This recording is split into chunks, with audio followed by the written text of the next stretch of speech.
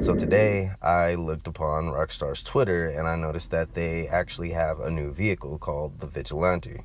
Which was absolutely no surprise to me. Because in 2015, you guys, 2 years ago, Great Scott Episode 1 actually featured a few people and a few stars, like Michael Keaton, which ultimately led to an understanding of a bird and/or a flying rat within GTA's history, and a metaphor for certain aspects of a bat, which ultimately led us to, once again, an understanding of someone's filmography and/or Michael Keaton's, and why Batman was very important from the very beginning. But not just Batman, but a specific Batman in the year 1989. Who? You know, those kids from Good Will Hunting? You mean that fucking movie with Mork from Orkin? Yeah, I wasn't a big fan either. But Affleck was the bomb in Phantoms. Word, bitch. Phantom's like a motherfucker. What's up now? Suck that bat poison or whatever out of Frank's head from the vampire bat? Yeah. That must be what turned her into a zombie. Why would a vampire bat turn you into a zombie? You're mixing up your horror genres. If anything, it would turn you into a vampire. Right, or a bat, or Batman. No, a vampire turns you into a vampire. A zombie turns you into a zombie. And Batman didn't get turned into anything. He just likes bats. That can't possibly be what Batman's about. It's about a grown man who dresses up like a bat and goes around solving crimes and mysteries. Yes. These are Academy Award-winning movies. This is serious stuff. Well, you know the Academy, Charlie. I know the Academy as well as sometimes anyone. It's atrocious. Well, to bring it all back around.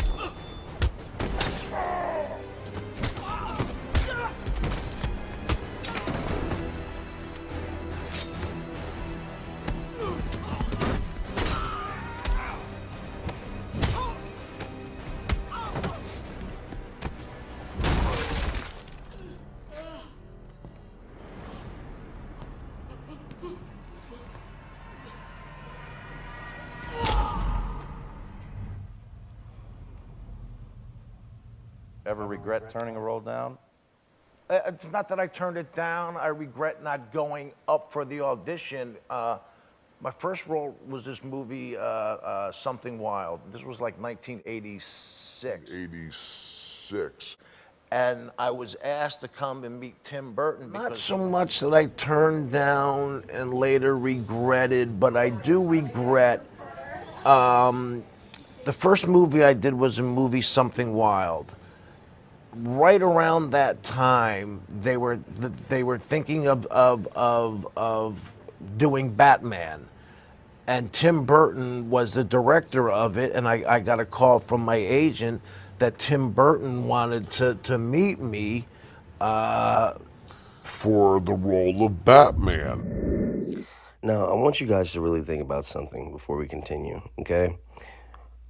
In 2016, I was giving out a lot of hints on my Twitter, okay? And one thing is I was being very cryptic. Now, on my Patreon here, I want you guys to understand I'm going to be as less cryptic as I can. But when I gave you guys hints about what my favorite cigarette was, for instance, my favorite cigarette brand, it was Maverick, right? Now, the reason why I was giving you guys clues towards Top Gun and why I knew the next Top Gun was going to be called Maverick, or why I knew there were going to be elements of the mystery, it all related back to certain things that I found within the games before GTA 5, like Top Fun, which was one reference to Top Gun, and so on and so forth. But I want you guys to understand there are signified clues on why it all resorts to the mystery as a whole. And here's a little bit about how I figured out about Top Gun Maverick. Okay. Now, not only was the first Top Gun directed by Tony Scott, once again, St. Anthony, Tony, and Great Scott, okay? But again, there was a character called Charlie who was played by Kelly. So when we understand the reference backwards, we have Charlie Kelly. And I'm telling you guys, I've been on this since, like, I would say this specific clue 2006 or 5, but I want you guys to understand it's because I followed clues back in the day. I've been doing this mystery since San Andreas, you guys. I'm just keeping it honest. But that's one reason why I knew the birds, okay, and why I knew that the goose was going to lay the golden egg, okay, and that was Anthony, but he laid the golden egg, which was his son within the mythos, and that was Rooster. played by Miles Teller. Now, Miles Teller, again, within his filmography, if we go deeper, he played Mr. Reed Richards of the Fantastic Four. Very interesting. I wonder if I set up a portal for you guys to figure out something hidden within The Office a long time ago. And the smartest man alive, Reed Richards of the Fantastic Four. But that was in the Multiverse of Madness that was directed by Sam Raimi, where Doctor Strange had finally got his third eye. But the point is that Sam Raimi, you know, the one who made Evil Dead, where they had the Necronomicon, which was a book that would rise the dead. He also made a movie named Time Cop, featuring John Claude Van Damme. His field of research has been time travel. Time travel. Yeah, time travel. Well, beam me up, Scotty. Well, beam me up, Scotty.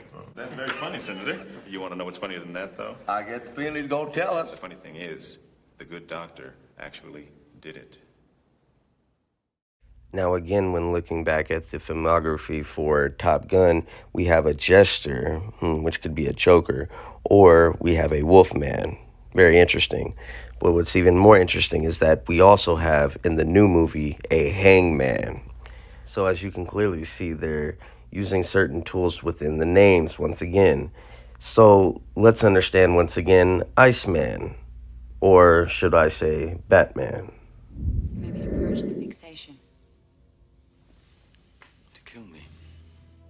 I think you understand obsession better than you let on. You have a thing for bats? Oh, that's a Rorschach, Mr. Wayne. Oh, that's a Rorschach, Mr. Wayne. Oh, that's a Rorschach, Mr. Wayne. An ink blot. People see what they want. People see what they want. I think the question would be, do you have a thing for bats? Still playing with dolls, Doctor? She's a Malaysian dream warden. Some cultures Believe she protects you from bad dreams. it's silly to you, I'm sure. But Bruce Thomas Wayne is not the only Tom we should pay attention to. Let's see what else Tom Cruise has done. I think he's done a few time travel movies. That's an alpha. I'm gonna draw that thing away. You kill the Omega. You kill the Omega. But Tom Cruise has a brother named William Mapother, and he was known for the series Lost. but he was also Eddie in Touched by an Angel. And he was Luke in Law and Order. But he was also in a few episodes of Robot Chicken. But Tom Cruise actually has a bigger history than that. You know, within his movies, he actually had a wife named Katie Holmes, who was an actor herself, and she was in a few things that were pretty interesting.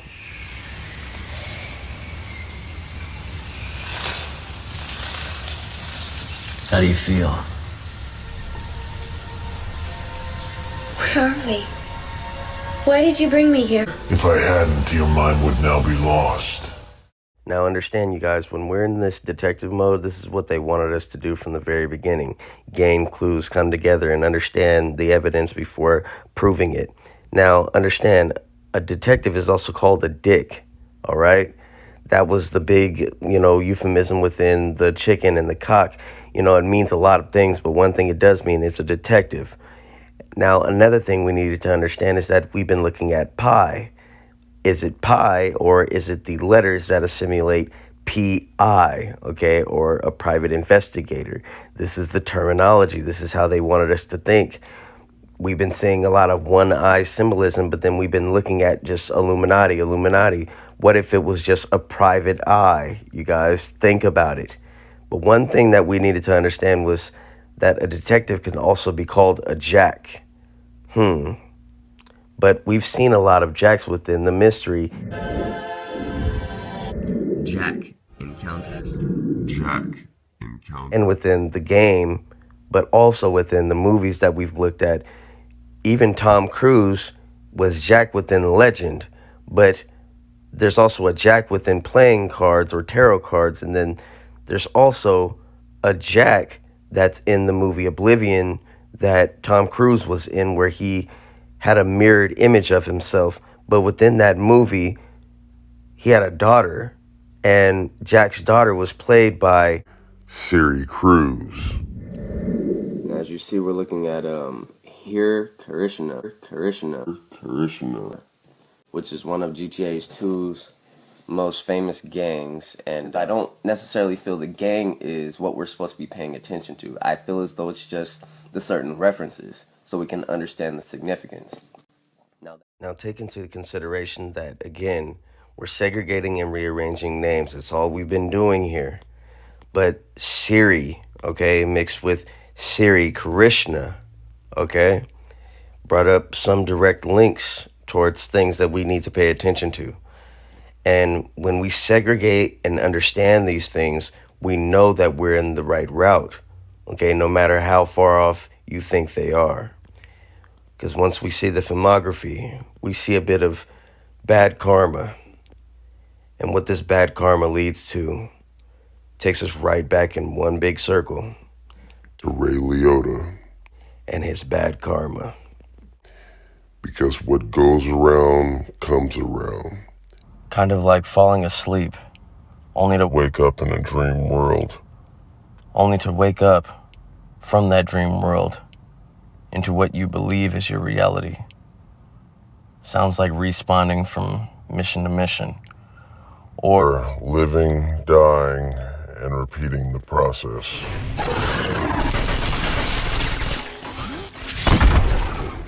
We have to go. This dropship is about to explode. We have to go now. Wait.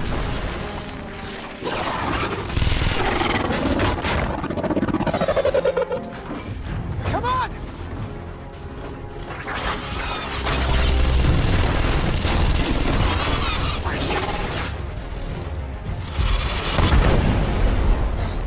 Come on!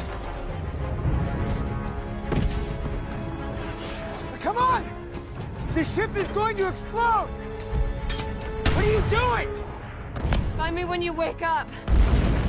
What? Come find me when you wake up.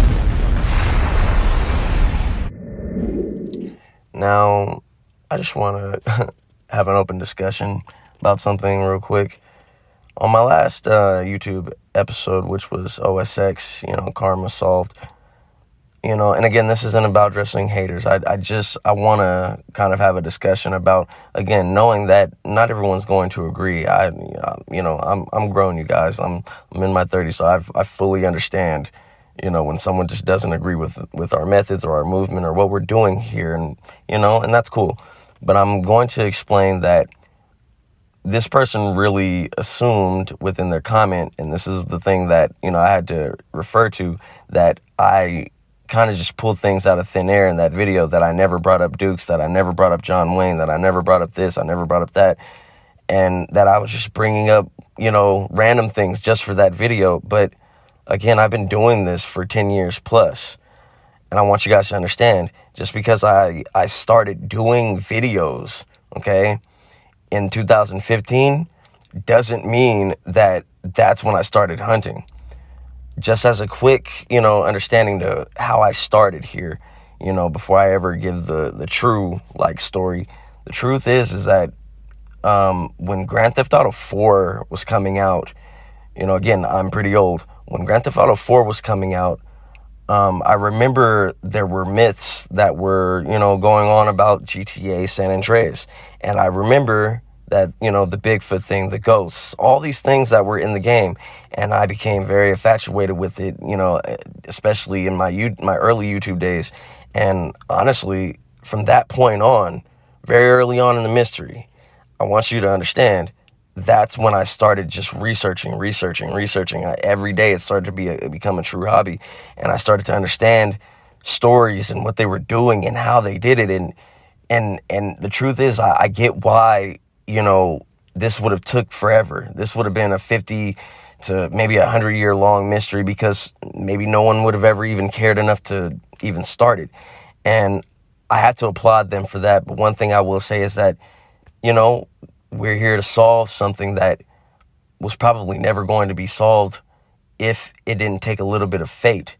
And what I mean by fate, not faith, but fate, okay? Understand, this was meant to be, you guys. You were meant to be here, and you were meant to learn more. Same way I was meant to teach, okay? We were here for a reason, okay? Now, another thing I want to clear up is that I think a lot of people got confused and kind of thought that Robin Williams was the end-all, be-all answer to everything. No. And I said this before in the pre-intro of The Truth, episode 3, that he's not the answer. He's just part of it.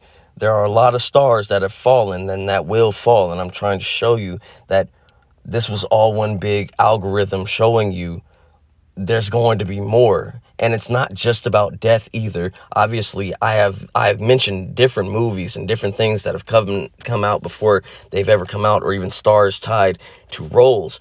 This is obviously tied all within one algorithm, and it's following the stars and or shooting for the stars. So just pay attention, you guys, because even in the Epsilon tract, okay, this is one way you segregate that. It didn't matter how you use this, but you have to understand the importance. If I find a phrase that is in this tract, that doesn't mean that's the only thing it means. That's the point of duality, okay? Manifest generosity toward ideas, not deflecting and trying to debunk things that you're obviously, critiqueful about. So understand, chapter 4, verse 2. We are all from the same tree, yet no one shall believe a winged lizard could fly, or a man with the hair the color of rose does not bring doom with his lies. Now, I want you guys to understand, one thing we could segregate, okay, just for understanding. Again, I'm not solidifying that this is what this whole thing means. I want you to understand this is what it can teach you, okay? So, understand. If we segregated one thing, all right, just one thing, we're just going to understand what it can teach us. We're not going to solidify it as the answer and try to contradict and try to debunk and all that stuff. That's what confuses people. We're just going to understand new ideas.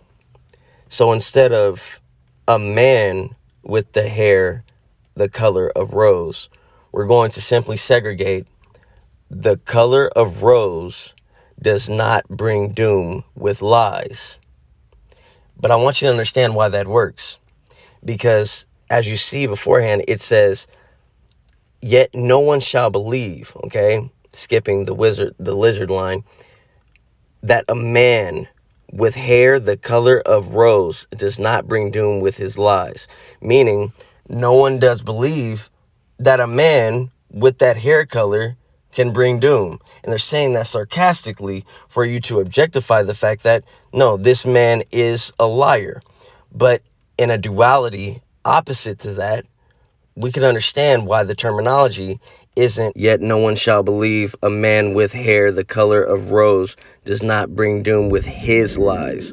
But they say does not bring doom with lies. And that's so you can segregate the color of rose does not bring doom with lies.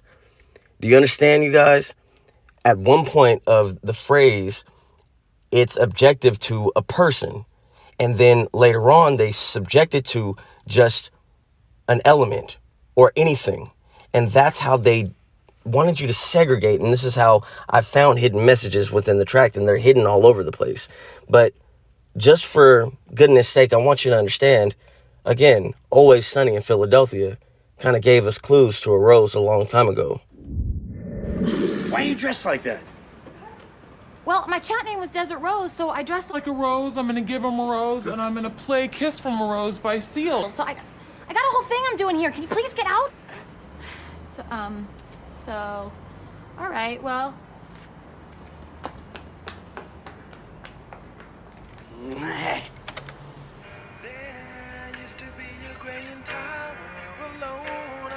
I want to invite you to a wrestling match.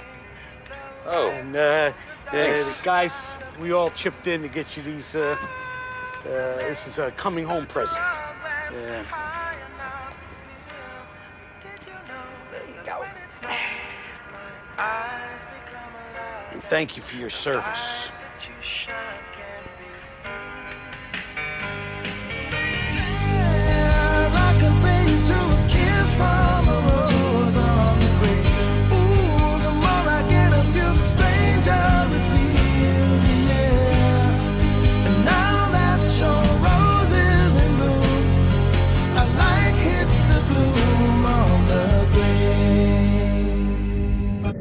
A man with the hair the color of rose. A man with the hair the color of rose does not bring doom with his lies. Unless they're lying in a lake of truth, or they've been giving somewhat of a clue towards the Riddler for 7 years now. Oh wow, Jim, not Jim from The Office, but Jim Carrey being the Riddler. Does that point us towards another Riddler that we had recently? But his name is Paul Dano.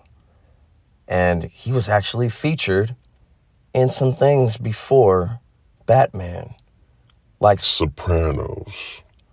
I guess the point here, you guys, is we need to understand that we got to Paul by starting off and understanding and segregating and rearranging. Franklin.